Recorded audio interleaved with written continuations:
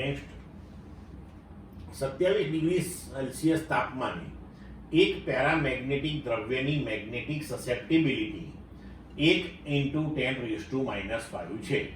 તો કયા તાપમાને તેની મેગ્નેટિક સસેપ્ટિબિલિટી 1.5 × 10⁵ થાય?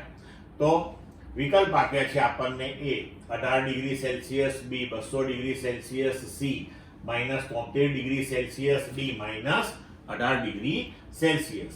તો થિયરીની અંદર આપણે ભણી ગયા છીએ કે મેગ્નેટિક સસેપ્ટિબિલિટી એ તાપમાનને વ્યસ્ત પ્રમાણમાં હોય છે. Chi_m proportional to 1/T. તો Chi_m2 upon Chi_m1 બરાબર T1/T2. તો Chi_m2 આપણે 1.5 × 10⁻⁵ upon 1 × 10⁻⁵. આ 27 ડિગ્રી સેલ્સિયસ એટલે ગણતરીની અંદર આપણે કેલ્વિન લેવું પડશે. તો 300 upon કયા તાપમાને એટલે T2 શોધવાનું છે. તો T2 આપણને 200 કેલ્વિન મળશે, બરોબર. 200 કેલ્વિન એને ડિગ્રી સેલ્સિયસમાં ફેરવીએ તો -73 ડિગ્રી સેલ્સિયસ. એટલે વિકલ્પ અનુસાર આપણો જવાબ થશે સી.